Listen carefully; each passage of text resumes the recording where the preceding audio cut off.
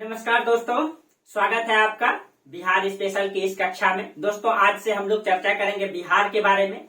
BPSC और जो आने वाला दरोगा का एग्जाम है उसको ध्यान में रखते हुए और कहीं न कहीं हम लोग बिहार से संबंधित हिस्ट्री, ज्योग्राफी, पॉलिटी, इकोनॉमिक्स, इन सभी मुद्दों को देखेंगे और एकदम गहन अध्ययन करेंगे। बिहार से संबंधित किसी प्रकार का भी क्वेश्चन अगर बीपीएससी में पूछा जाए या बिहार की किसी भी प्रतियोगिता परीक्षा में पूछा जाए तो वो क्वेश्चन न छूटे। इन सब चीजों को ध्यान में रखते हुए हम लोग गहन अध्ययन करेंगे। बीपीएससी में एक भी क्वेश्चन न छूटे, इन सब चीजों का ध्यान में रखते हुए हम लोग बिहार स्पेशल की तैयारी करेंगे।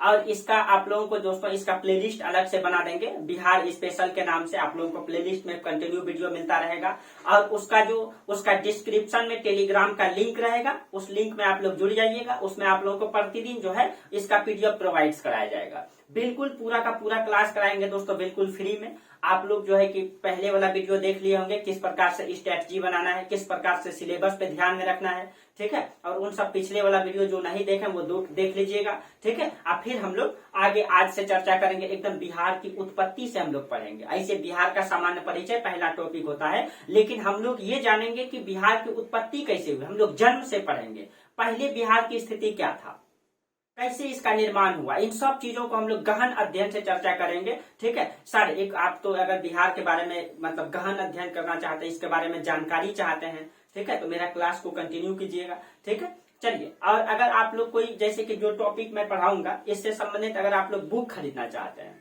ठीक है, तो क्राउन पब्लिकेशन का बुक आता है, सुधीर लाल का, वो आप लोग ले लीजिएगा, ठीक है। उसमें सारा चीजें दिया हुआ रहता है, ठीक है। तो जो टॉपिक को हम यहाँ पढ़ाएंगे उस टॉपिक को आप उसमें पढ़ भी सकते हैं, जो गहन अध्ययन और बेहतर करना चाहते हैं। बाकी में हम आप लोगों को इतना पढ़ाएंगे कि आपका छूटेगा नहीं, बिल्कुल, ठीक है, इससे बाहर नहीं जाएगा, बिल्कुल गहन अध्ययन कराएंगे।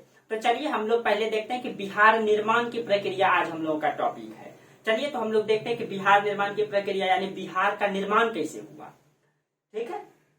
चलिए तो देखिए, पहले जो है दोस्तों पहले बिहार बंगाल का हिस्सा हुआ करता था। आप लोगों को पता है कि अंग्रेजों के समय में मध्यकाल से ये चलता रहा है, ठीक है। पहले जो बिहार था ये बंगाल का हिस्सा था। अगर उस समय का अगर बंगाल को देखा जाए, ठीक है, तो इस मैप को आप लोग देखिए। उस समय जो बंगाल था, वर्तमान के उस समय बंगाल में कौन कौन सा राज्य शामिल था? वर्तमान का बिहार, झारखंड, ओडिशा, ठीक है, बांग्लादेश, असम, पश्चिम बंगाल, ये पूरा का पूरा इलाका जो है बंगाल में शामिल था। ये पूरा इलाका बंगाल में शामिल था। ये पूरा क्षेत्र को बंगाल कहा जाता था उस समय, बंगाल प्रांत। लेकिन हुआ ये कि इस बंगाल को समय समय पे विभाजित किया गया। आपको पता है कि जब अंग्रेजों का शासन था तो 1857 में जब क्रांति हुई, ठीक है, 1857 की क्रांति का कारण था कि अंग्रेजों ने साम्राज्यवादी नीति अपनाया था। सभी राजाओं के मतलब कि प्रांत को हड़प लिया था, जिसके कारण सब नाराज होकर के सब लोग नाराज हो गए थे, सैनिक, किसान, राजा, महाराजा जितने भी थे सब, जिसके कारण से 1857 की क्रांति की विद्रोह हुआ, ठीक है, वो क्रांति हुआ। अब जब 1857 की क्रांति हुआ तो अंग्रेजों ने क्या किया, उसमें अंग्रेजों को बहुत पुष्ट मार मारा गया, बहुत सारे लाखों अंग्रेजों की मृत्यु हुई उसमें, ठीक है। तब अंग्रेजों ने उसके बाद साम्राज्यवादी नीति को त्याग दिया, यानी वो बोला कि हम किसी भी राज्य पे कब्जा नहीं करेंगे। लेकिन उसको शासन तो करना था हमारे देश में, वो किसी भी राज्य में कब्जा तो नहीं करेगा, लेकिन शासन तो वो चलाएगा। अब शासन चलाने के लिए उसने क्या किया, तो उसने ये किया दोस्तों, उसके बाद 1857 की क्रांति के बाद जो अंग्रेजों ने नीति अपनाया वो है फूट डालो और राज करो की नीति अपनाया, ठीक है। 1857 की क्रांति के पहले अंग्रेज साम्राज्यवादी नीति अपनाता था, राज्य को हड़पता था। लेकिन क्रांति में हजारों लाखों अंग्रेज जब मारा गया तो उसके बाद से उसने जो है कौन सा नीति अपनाया? फूट डालो और राज करो। तो उसी के तहत हुआ ये कि उस समय भारत की राजधानी कलकत्ता था। आपको पता है कि भारत की राजधानी कलकत्ता था। तो जहां राजधानी क्षेत्र था वहां पे शिक्षा का विकास पहले होगा, डेवलपमेंट पहले होगा।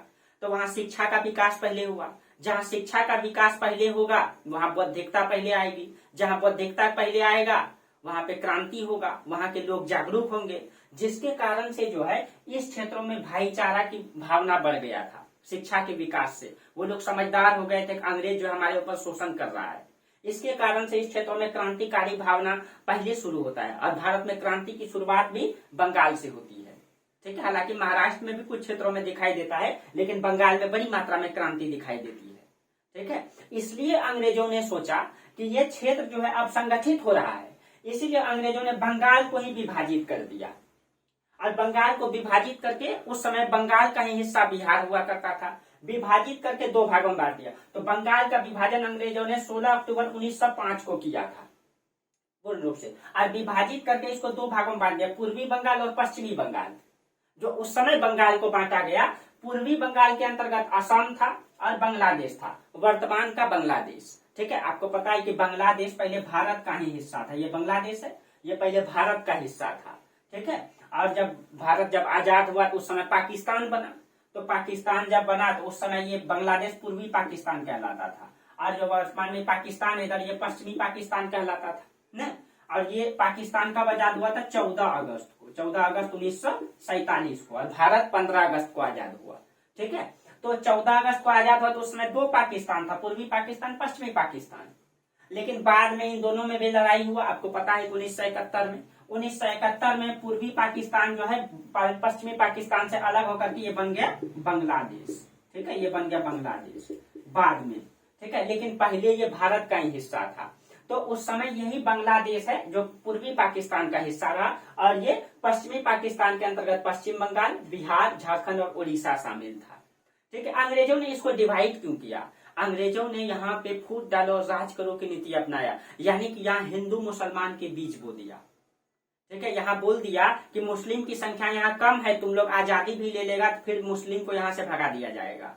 यानी एक प्रकार से मानसिकता बना दिया गया हिंदू मुस्लिम, और वो बीज आज भी गाज बन करके कहीं कहीं उभरता है, हमारे समाज में दिखाई देता है। ठीक है, ये अंग्रेजों की नीति था दोस्तों, के आपस में ही फूट डाल दिया, और आज तक हम लोग फूटे हुए हैं। ठीक है, और यहाँ पे वही हुआ। तो उस समय जो बांटा गया था बंगाल को, उस समय बंगाल को जब बांटा गया पूर्वी बंगाल और पश्चिमी बंगाल, तो उस समय पूर्वी बंगाल के अंतर्गत बंगाल, बिहार और उड़ीसा बच गया। ठीक है, और ये जो पूर्वी जो पश्चिमी बंगाल था, सॉरी यहाँ उल्टा लिखा गया है। ठीक है, ये पश्चिमी बंगाल यहाँ होगा, तो यहाँ पे पश्चिमी बंगाल कर दीजिए, यहाँ पश्चिमी बंगाल। ठीक है, और यहाँ पे हो जाएगा आपका पूर्वी बंगाल, ये पूर्वी बंगाल। ठीक, तो पश्चिमी बंगाल के अंतर्गत बंगाल, बिहार और उड़ीसा शामिल था। ठीक है, और ये हिंदू बहुल क्षेत्र था, इधर हिंदू की जनसंख्या ज्यादा था, जिसके कारण से उसने डिवाइड किया था ताकि हिंदू मुस्लिम आपस में लड़े।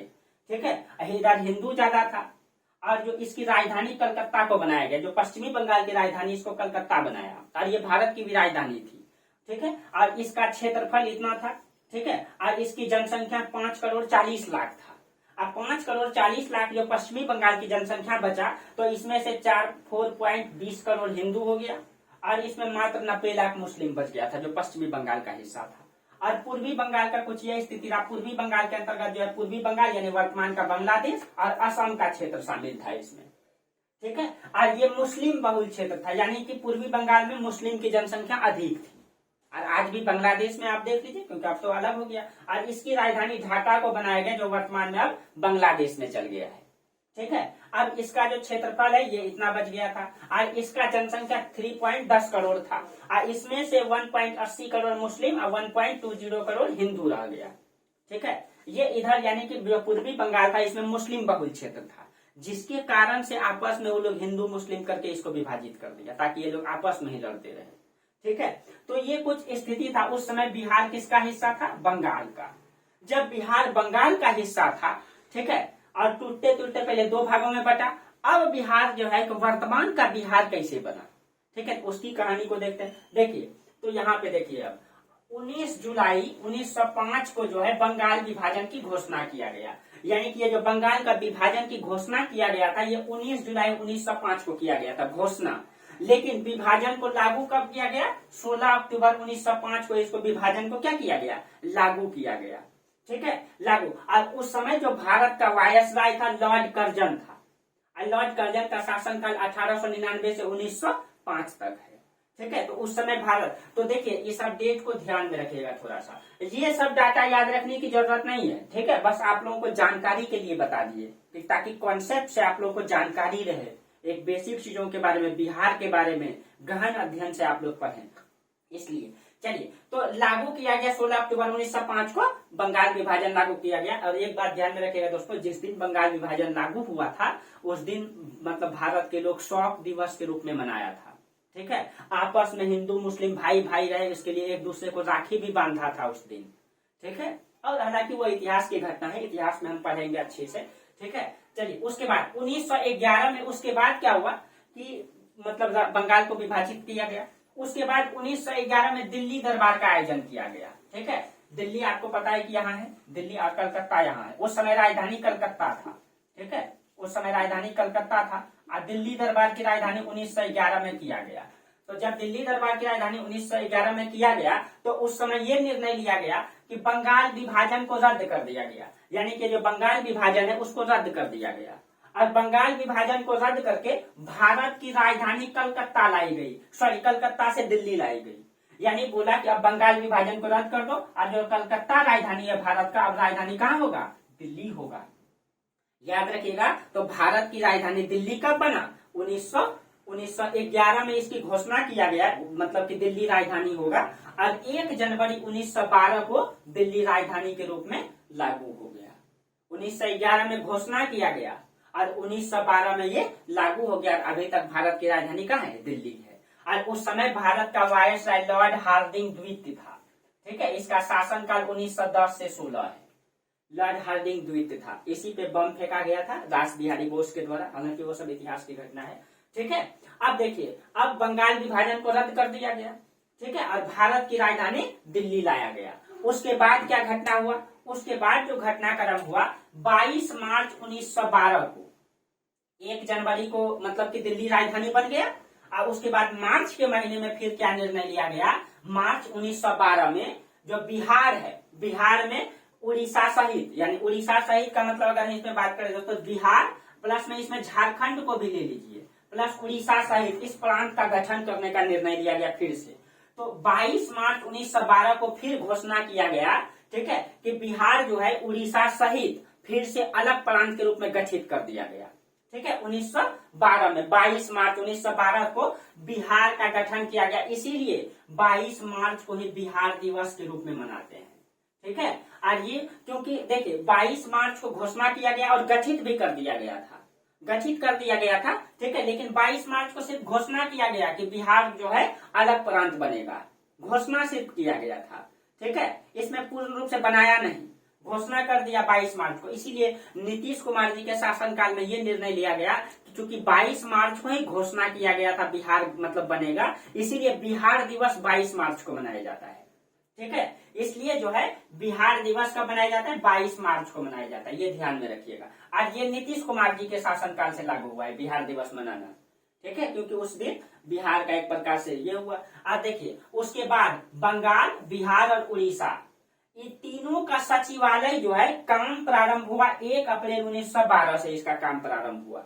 यानी कि इन तीनों का कार्य जो है वर्तमान का अगर देखा जाए तो ये देखिए, वर्तमान का यहाँ पड़ेगा आपका बिहार, ये हो गया झारखंड और ये हो गया आपका उड़ीसा, न ये तीनों है। ये तीनों का कार्यालय को, तीनों का कार्यालय जो एक बना दिया गया, यानी ये उस समय ये बिहार का हिस्सा था तीनों, ये पहले बिहार कहलाता था।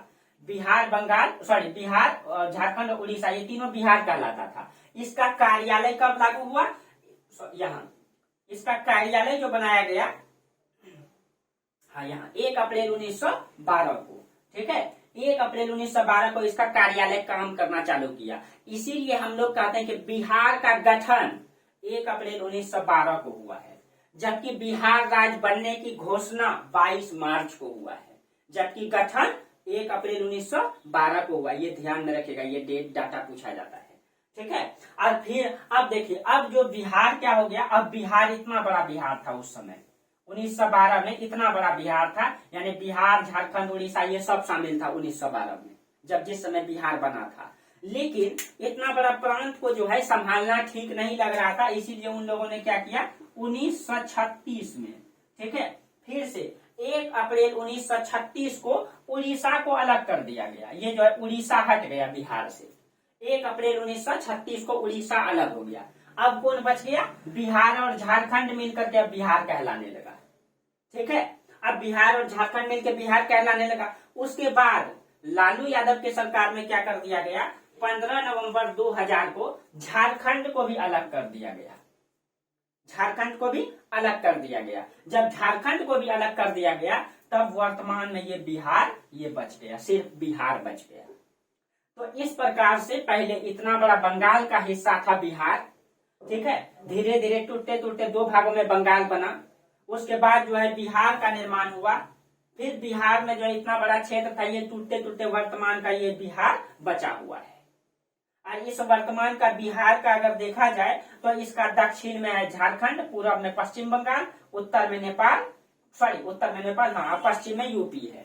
इसको हम लोग भारत का मैप से एक एक करके समझेंगे, ठीक है। तो अब हम लोग चर्चा करेंगे वर्तमान बिहार का, ठीक है।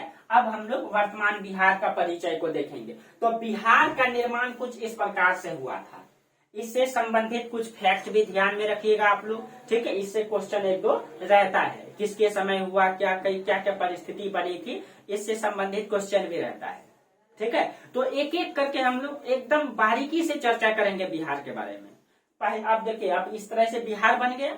अब अगली क्लास में हम लोग पढ़ेंगे बिहार का सामान्य परिचय, कि अब ये जो हमारा बिहार है इसका क्षेत्रफल कितना है, इसमें कितनी डिस्ट्रिक्ट है, कितना प्रमंडल है, क्या अक्षांश देशांतर स्थिति है, कितने जिला, यानी सामान्य परिचय के बारे में हम लोग अब वर्तमान बिहार जो बन गया है इसके बारे में अगली क्लास में हम लोग चर्चा करेंगे, ठीक है।